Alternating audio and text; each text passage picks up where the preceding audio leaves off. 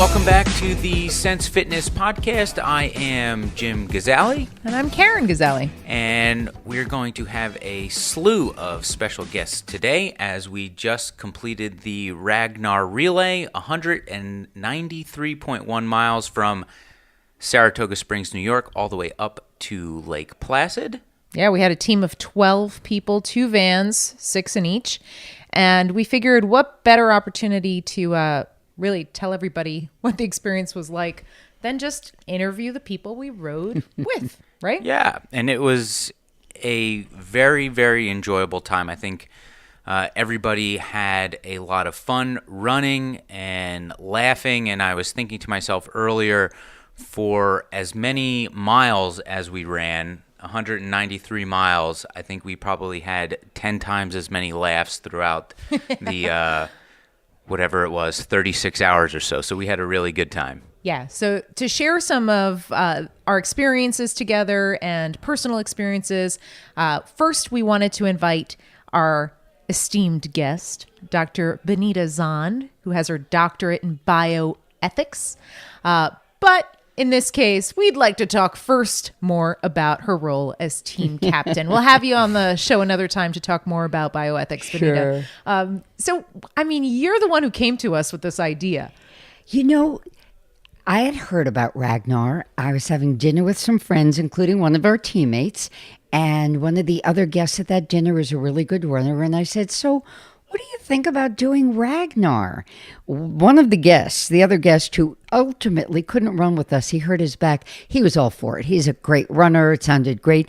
And the runner, Jim Cambrick, just sort of shot me a look. You know, what do you mean we're going to be running overnight?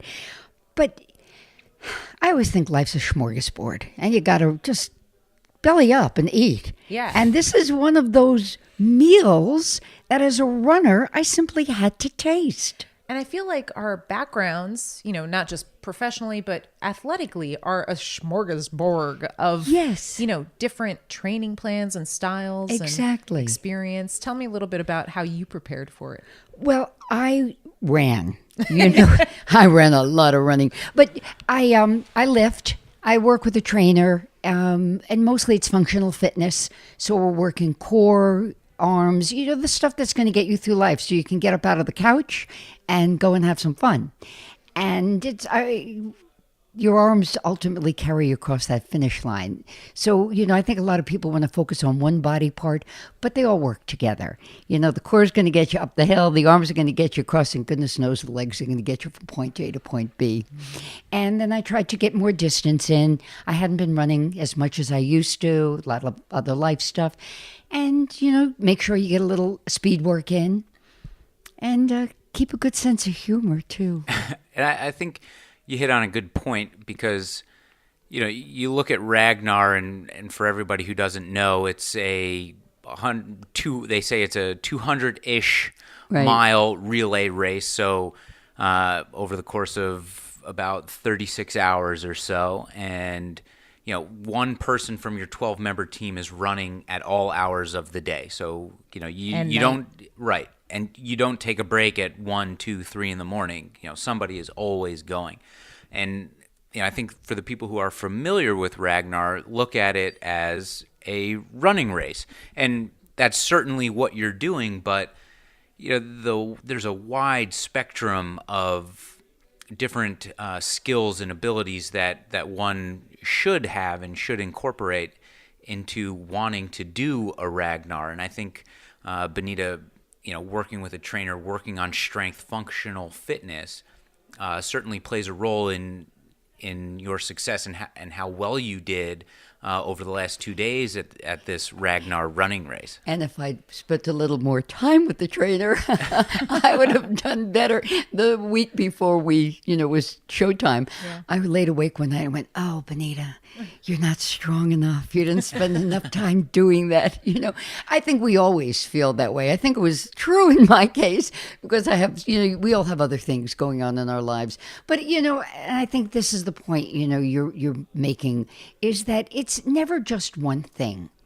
And even when you're doing the physical part of it, you have to be doing the mental part of it. This is an endurance test emotionally also. Yes.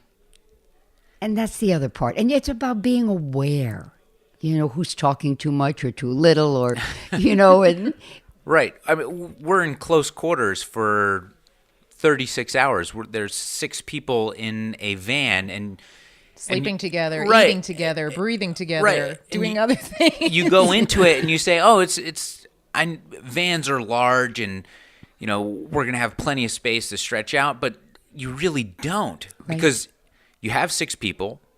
You have 6 people's bags. You have 6 people's bags of running shoes.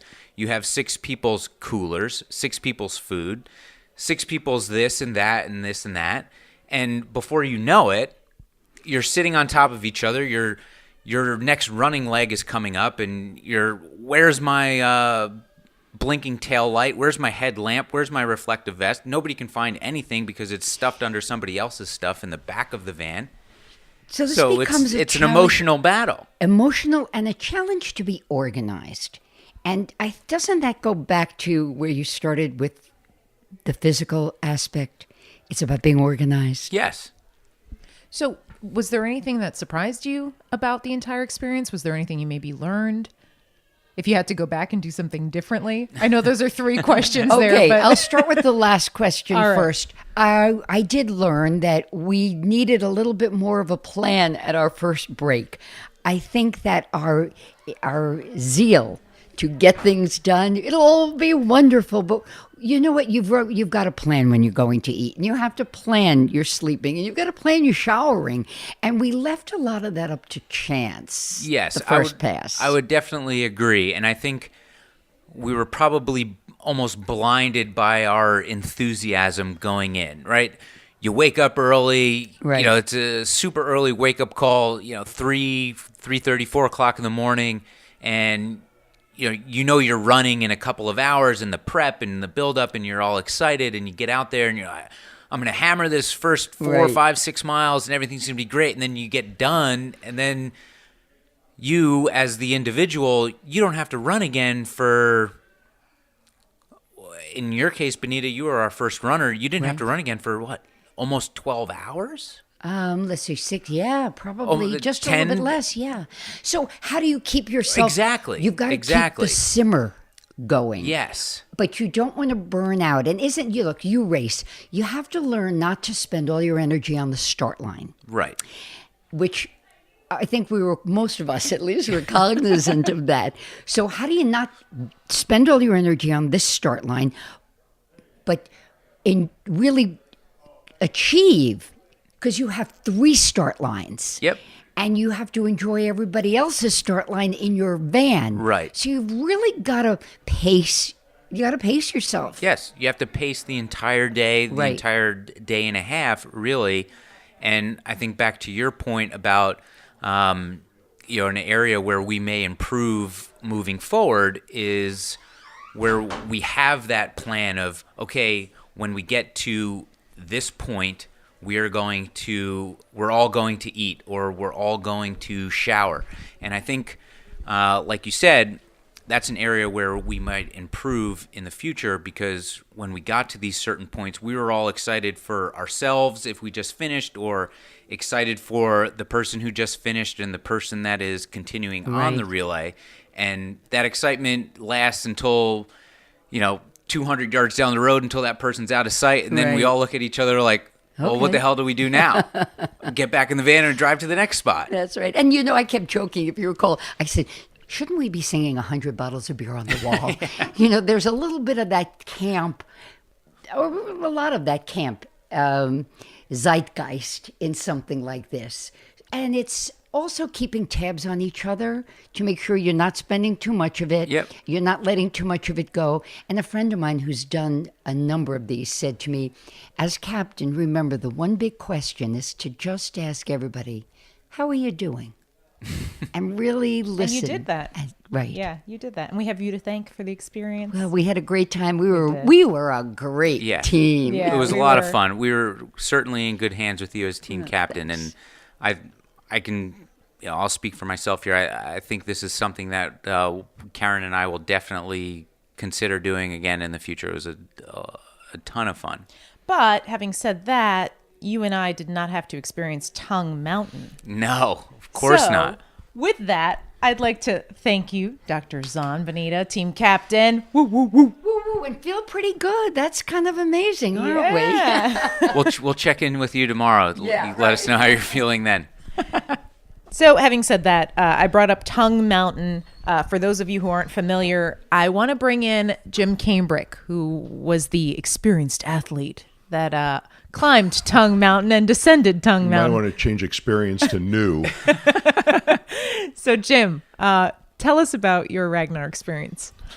It was the most incredible experience I've ever been through. It started when I had Benita and another mutual friend of ours over for dinner one night, and this was back in March.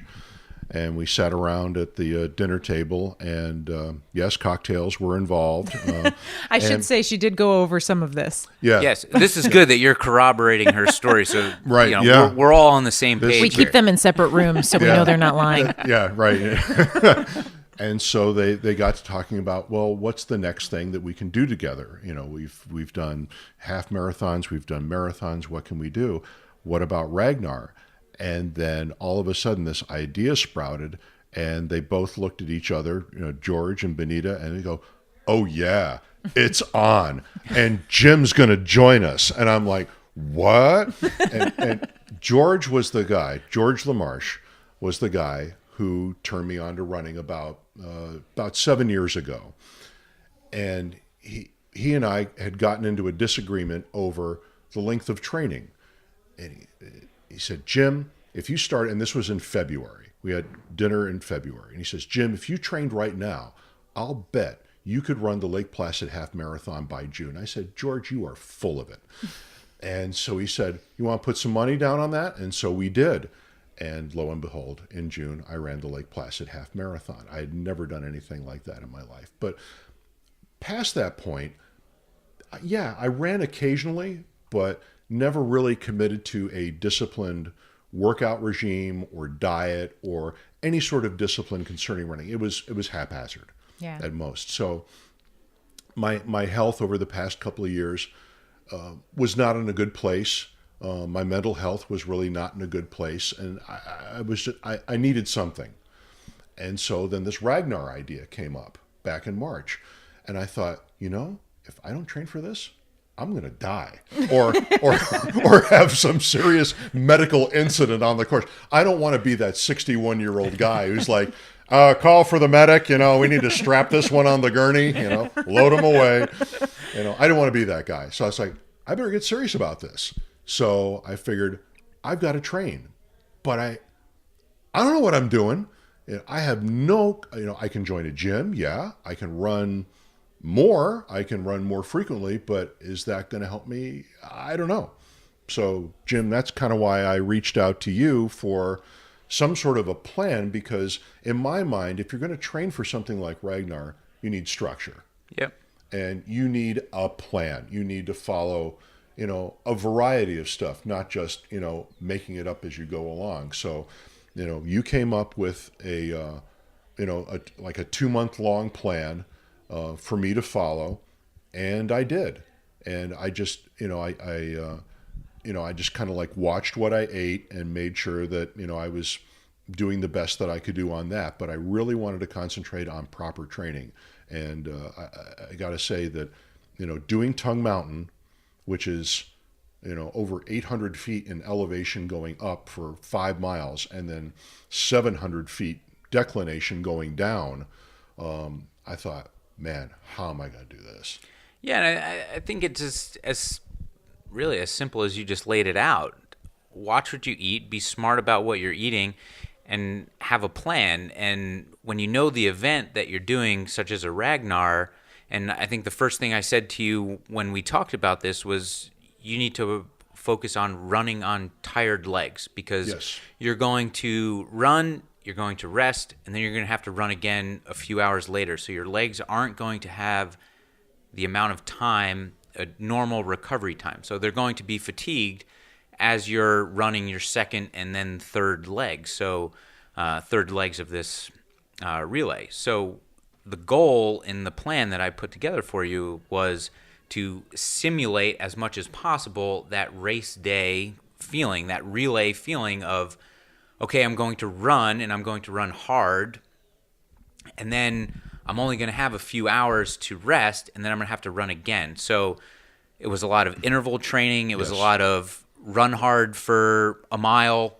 and then scale it back for a quarter of a mile, run hard for a mile, or, in some instances, I think it was, run hard for 3 minutes, run easy interval for a training. minute. Yeah. Right, and it was relatively simple, but it's simulating the relay race itself, and I think that's where you found the most benefit in it, and were able to roll that into the race itself.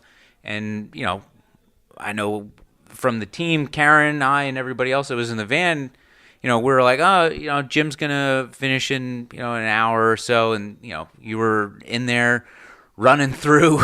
Yeah, half the time delirious, but 10 minutes earlier than we thought you were going to show up. And I want to say too, Jim, for a 61-year-old man, for you to do what you did, I mean, in the time that you did it, under your goal time, and not only that, I mean, you've lost 20 pounds plus. Yeah.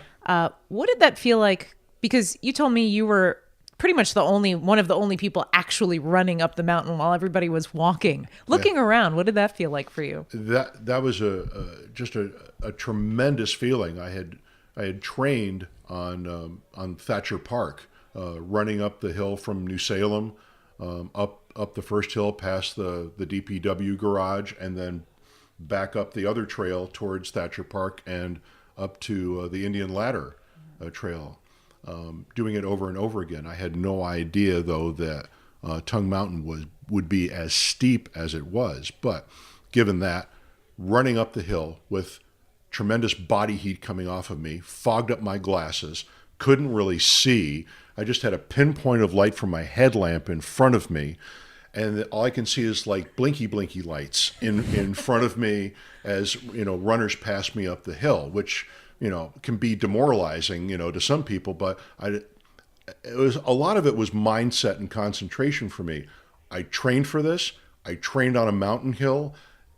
I can do this. And, the physical training is one part of it, but I think the mental discipline and the confidence in yourself that you did the work. You've been training since March. You can do this. You can conquer this hill. You got this. Just keep going. And that was my mindset. And when I finished that, I was delirious. I couldn't even find the lady who was handing out the medals. She was actually like chasing me around, trying to put this medal over my head. And I was just like, where am I? Or what am I doing? And I forgot to slap the metal wristband on the next runner. And I was looking right at her, and I go, where's Sabrina? And she goes, you're looking right at me.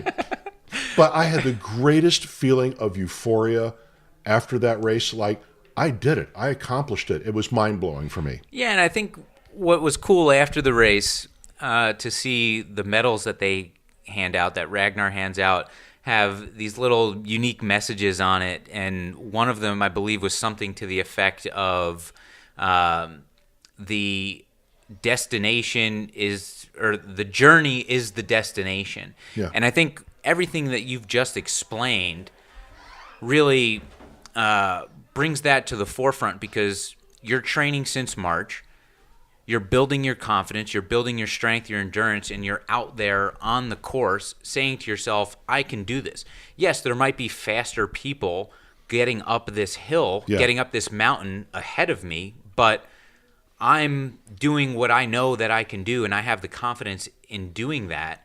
And that doesn't, that prevents you from giving in and giving up and thinking that, and I've said this in previous podcasts with Karen that, Honey, we've only done one previous podcast. Maybe people are listening. You've said this in life. Whatever. I mean, you get it. That at this point, the race itself is almost a celebration of all of the work that you put in, right? Yeah. All of the work that you put in previously is more rewarding in reality than coming across the finish line and receiving a chunk of metal with a ribbon around it. Correct. Yeah, because you went through a process, and you followed that process. Like I followed your schedule to a T, cognizant of the fact, if I do this, I will have, a positive result at the end of the day. And that's exactly what happened. Right. And I think that's, goes to the analogy that, you give somebody $1 million and it's going to be gone next week. But if somebody earns $1 million, they might hold on to it for, the rest of their lives. There's more reward in knowing that you worked hard for something rather than something being handed to you. Yes. It makes the difference. It really does. In combination with the fact that in the last 2 boxes of my calendar, you said, don't die. But you asked me at the beginning, Jim, what is your end goal? Is it endurance? Is it speed? To go, no, Jim, it's not to die. Well, I figured success. Success. I'm here. I'm on the podcast. Yes. And I titled the program the Ragnar Survival Guide. So naturally, the last 2 days, Friday and Saturday of the program, don't die. Yeah. It all works. I'm here to testify it works. Well, thanks, Jim. We loved being in your presence the past 2 days. That was a lot of fun. And it's been joyous. And I said, when Benita was on earlier, I said for as many miles as we ran, we had 10 times as many laughs. And I think you were a big part of that. So thank you for making the experience for us was much, much more enjoyable. Well, we had a great time. Thank you guys for all your help. You really changed my life. Good. Aww. Thank you. So, somebody who also has had a bit of a life-changing experience, I guess. I mean, I don't know. Maybe he'll tell us. I might be pulling that one out of where. But Kevin Montano has done, 1 full marathon, 10 half marathons. 10 half marathons, 4 or 5 15Ks, and 22 5Ks. Wow. But you've never done, obviously, a Ragnar. No, never. I've wanted to do one. It always looked really cool, but it's one of those things. It's like, it takes a lot of organization, a lot of work. I don't want to deal with that. And so looking at this race, what was your first thought? It's a lot. I mean, you're looking at 193 miles. You've got, there's a lot of logistics that go into this. You have to get vans. You have to, assign runners their legs. You have to get all of that in place. And then on a race, you have to show up and you have to do it. Right. And this is not an easy course. We were talking to some people at the finish line, and they're like, yeah, Adirondack's regarded as one of the harder Ragnars because it's just such a challenging course. There's, you're running in the mountains. Yeah. So it's a lot of up and down. There's not a lot of flat ground. So it was just it's an incredible experience. I find it interesting, too, that running is such an individual sport, obviously. You're out there, you're by yourself, you're with your thoughts. But it felt like it was such a big community. It's one of those interesting things about running. Running is absolutely an individual sport. You are, running for yourself first and foremost. And one thing I think people need to remember is if you run, you're a runner. You don't need to meet a time goal. You don't need to, have completed X number of races or done anything beyond putting on a pair of running shoes and going for a run. That makes you a runner. But that also makes you part of an incredible community. The running community is second to none. There's just so much support. And that's something that was really, really interesting in the Ragnar was you had, all these volunteers out there gave up their time. They were all super excited to be there. But even when someone passed you, which is usually like somebody like, oh, I got passed. But no, these people like, you're doing great. They might chat you up for a few minutes and you talk about what's going on. And then you go on your way. They get ahead of you. If they're faster than you, maybe not. Maybe you stick with them for a while. But there's just so much support. Everybody kind of helps everybody out, and it's even the case in road races I've done. The community comes together in the running world for sure. Yeah, I think that's a good point because we're not aces in the running space by any stretch. We're certainly talented, but we're passing people. We're getting past ourselves, and I think. To your point, Kevin, that I think everybody who passed me said, "Nice job, looking strong, keep it up." You chat with them for a little bit, and then everybody goes on their merry way, and you feel good about that. Yeah, and I should say too. So when someone passes you in a Ragnar relay, it's called a kill, right? So they've claimed your life, they've killed you. But if you pass them back, then you can consider that, what's it called, a It's zombie? a zombie kill. Yes. Yeah, a zombie kill. And then you get to go back to your van that you've been spending all this time in with your teammates and mark that kill on that damn window. And it Yes. feels so good. Yeah, that was cool. Yeah, every time you finish your leg of the race, your team is, oh, how many kills did you have? How many people did you kill? And you're like, oh, 2, 3, 4, 5, whatever it was. And then they'd hand you the marker, and on the outside of your van on the window, based on whatever design your team cooked up, you'd have your name and a Basically section. a tally. Right, a section to tally your kills. And, you see vans flying past you on the road, and you're like, oh, man, look at that group. They got a ton of kills. But like you said, people are killing each other. Right. And It's not a saying- negative thing. No, There's it's not a negative There's thing. no negative Exactly. connotation to it. The whole Ragnar embodies the spirit of like the running community. There's just so much positivity, so much good energy. Like everybody's out there for the same goal. Make it to the finish, have a good time, to support one another. And that's really what the running community is all about. You go to, any local race or a national race, you're going to find people of every shape, size, age, ethnicity across the spectrum, all there with a common goal, and all there really supporting each other. Yeah, I mean, when we came across the finish line was packed with people. Yeah. People we didn't even know, like clapping and cheering as you came through. And, there's no first, second, third, and everybody else. It's you finish as a team, which is, I think, a pretty cool thing. Everybody gets their medal. You all get your team photo. You get high fives from everybody, and, you go drink beer and celebrate. So what do you say to someone, Kevin, who, and I don't know the backstory you can tell us of how you got into running, but someone who is, says, I'm certainly not a runner. I could never take more than a block without losing my breath. How do you tell somebody, hey, you should give this a try because it's an unbelievable experience? I'd say the first thing is you just have to take it, one block at a time. I was never an athlete in high school. I was never super athletic. I never really liked running. But about 5 or 6 years ago, I decided I wanted to give it a try. And so I would run, a quarter of a mile. And then I continued to build it up. And then I started to get a little more serious. I signed up for a 5K. So I did my first 5K. And then it just kind of snowballed from there. You get sucked into it. There's such a good energy from it. And I did a 15K. I trained for the Boilermaker, which I've done a number of times. It's one of my favorite races because of how much both the runners on the course and the community just come together to support this common goal. And, running isn't for everybody. Not everybody likes to run. Not everybody enjoys that. But the running community is something else. You will not find another community like it. And I want to go back to what Jim was saying about how we all finished together at Ragnar. Everybody's clapping. Ragnar, you kind of have all these individual finishes because it's a relay. So you have to switch off at what we call exchange points. Every exchange was packed with people, and it didn't matter who was switching on and off. It could have been their runner. It could have been someone they've never seen before. Everyone's cheering. Everybody's clapping. How can you not enjoy something like that? It's just so awesome. Until you miss your handoff, Kevin. Oh, you had to bring that That's one up. well, of course I had to, because I have Sabrina here in the room, and I'm going to ask that you pass the microphone on to her. But just a little bit of backstory for our listeners. So we each have an order. We had Benita ran first, then Jim, then myself, then came Jim. Cambrick, then Sabrina, Dami, and then Kevin. So there were 2 times out of the 3 legs that didn't happen. I just want to state for the record that one of them was completely out of our control, and our third handoff was flawless. That's true. That's true. The second handoff was because as a result of weather, Yeah. right? Inclement weather.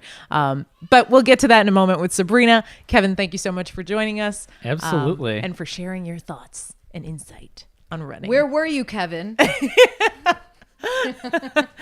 Sabrina and Dami in the house. Hey, guys. Hey, how do you feel? I feel good. You look great. Well, thank you. I mean, you always do. I feel like a zombie, but, thank you. That's This is fitting. so cool. You That's guys are fitting doing for this. Ragnar. We were just talking about We were zombie just and talking kills. about zombie kills and all that. You had how many kills? Well, I picked up a couple when I ran Karen's leg because she had to go back to work last night. So I think I had including those 17, I think. Yeah, way to be 17? modest, Jim. Yeah. It's pretty good. I had 16. What? Wow. Oh my God. I know. had two. You would have had more if you were there But for all three. that's true. And also, I will say the legs that I ran on. Oh, no. I was going to say there weren't many runners because it was the overnight shift, but that's not true. Regardless, we had a great time. Sabrina, what stood out for you about your experience in the Ragnar? What was, I guess, the most unforgettable of it all? So a couple of things, but I was actually telling my husband about this because the one thing I was really afraid of was how am I going to run multiple times in a row? Because I've done races, I run a lot, but it's once a day, and then that's it. And I usually maybe get some sleep in between. So my concern was how am I going to find the energy to do this? But what I was so amazed about was when it was time for me to run, you somehow just like go. You just do it. Like it doesn't matter how you feel at that point. You're thinking like these people are relying on me. I don't want to mess this up. I want to do the best I can. And I was really amazed with like the inner strength that I found while running. Yeah, I think that's a good point because I kind of felt the same thing. It was, you go out there, you're running, tired, fatigued, little sleep. I mean, we're just eating snacks in between. Yeah, your all nutrition of our, is not what it should be right. when you're in the van. And for the most part, you're really sitting. You run, you sit, you run, you sit. And I was surprised at how well my body was able to respond when called upon for my leg to run again. And I think it has a lot to do with that mental aspect, telling yourself that, hey, all of these other people are doing the same thing that I'm being asked to do now. They're relying on me, so I better get my ass in gear and keep moving. What about running at night? That's not something you typically do. No, I've only done it one other time, and it was one practice run before last night. I was really nervous about it, and I think a lot of it was just in my head, like the buildup of it. It was a little nerve-wracking, don't get me wrong. I mean, the roads that we run on in the Adirondacks are like not populated roads. Yeah. No, there's no street lights, No. nothing. Pitch black. You're out Pitch there black. by yourself. Right. You in the stars. So if there aren't any other runners with you at the time, you're alone in the dark, relying on your headlamp to guide you along the way. I mean, it's a little scary, but it's all like mind over matter, right? So it's trying to get your mind in the right gear. And all I was thinking about was just a little bit further to go, just a little bit further to go, and how great it's going to feel when I finish. And it was, I felt really proud. I was proud of all of us, but I was really proud to do things that I've never done before. Yeah, it's a huge accomplishment for all of us, right? I mean, we all ran somewhere around 15 to 17, 18 miles To almost a marathon. in the span of less than 24 hours, Right. which I mean, I think I can safely say that not a lot of people do that, Yeah. I mean, Ragnar or otherwise. Right. there are definitely certain, obstacles that you have to face, not only out there on the course, but within yourself, within your own mind, within your own body. And I think Team Newsflash kicked some serious butt. We did. We can't underestimate also like the power of training, right? Right. We all worked really hard leading up to this. I mean, you guys are so fitness conscious to begin with, but you can't, I don't think just anyone off the street could do something like this. You have to train. You have to like put in the work to know, because then you have the confidence that, okay, I can do this because I've done it before, right? I Exactly. know I can run this far because I've done it before. So Yeah, I think that's a really important point you bring up. Absolutely. Yeah, and going back to the team aspect, there were some things that I in the van may have said, like just trying to make a witty quip or something like that, and Benita would look at me and she would say, "That's team," and you're like, "Yeah, like sure, I was just trying to make a joke," but when she says that, and you actually stop and think about it, like there was a massive teamwork aspect to it. And I know earlier on when we were talking to Benita, she alluded to the fact that maybe we could have been a little bit more planned and organized than we were, which I think we would all agree with. But at the end of the day, there needed to be a huge piece of coordination, and we all needed to be operating and moving in the same direction to make sure we're at the right spot at the right time to continue the relay. And the team aspect can't be lost in all of that. And I think we did a really good job of supporting each other, helping each other out, and getting us from point A to B to C, and so on. And personally, I was pretty impressed with that. And I think me making those little stupid little jokes, and Benita somewhat taking them seriously, I guess, kind of makes you stop and think that like we are all working as one cohesive unit, and it was a really positive experience. It was. Would you ever do another one? I would. Yeah. I would. I think it was grueling at times, but I mean, I feel great right now. And you only slept what, 2 hours? I only slept. I think it may have been Kevin. I likened it to childbirth for him. I think you were there when I said you this. You did, yes. You did reference this. I was like, right after it happens, you're like, I'm never doing that again, right? So true. But then some time passes, and you're like, that was really awesome. Like, something really about awesome. The pain. And you forget about the pain. And you remember like the good feelings that you felt, how strong you felt, the connections you had with people that you didn't have before, how you felt part of like something big, like a team, it's awesome. So I would totally do it again. Awesome. Well, as long as you guys do. Yeah, I was going to say, hopefully we'll be right there next to you.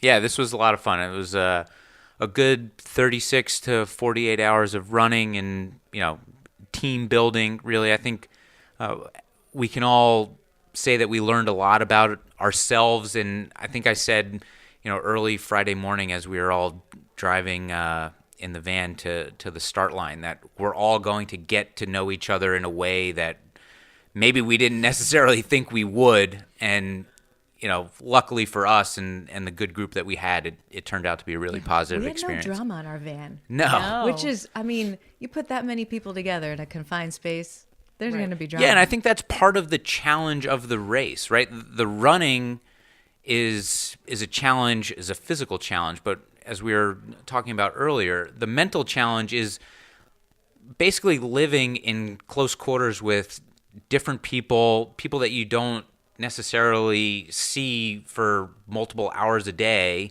You're all crammed in a tiny van. And I think that mental aspect, builds community if you're able to handle it in the right way. Yeah. Well, thanks, Sabrina. Thank you, for guys. coming and being a guest on the podcast, and more importantly, for being an awesome teammate.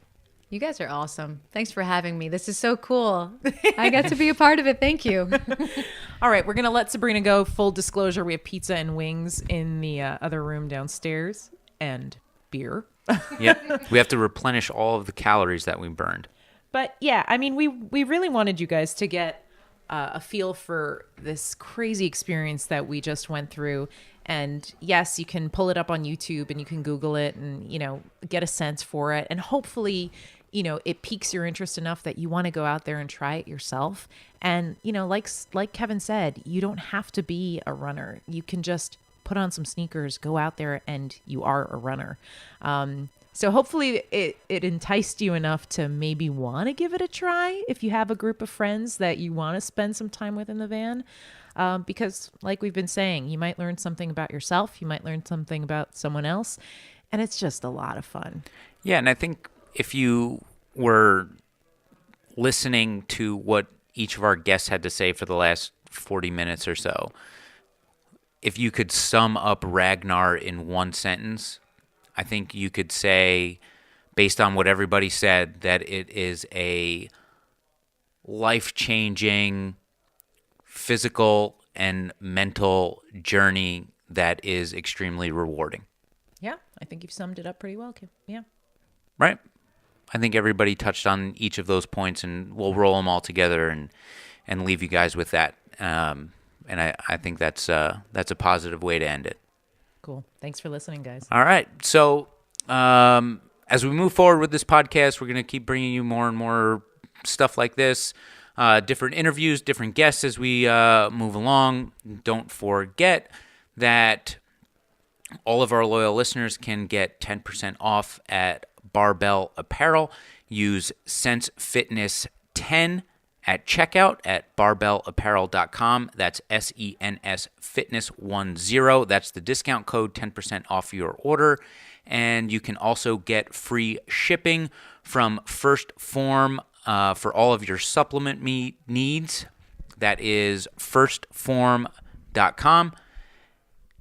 And firstform.com/sensefitness, and that is for free shipping on all of your supplement orders. So we leave you with the Ragnar motto, and that is, we are Ragnarians. We believe together we can accomplish anything.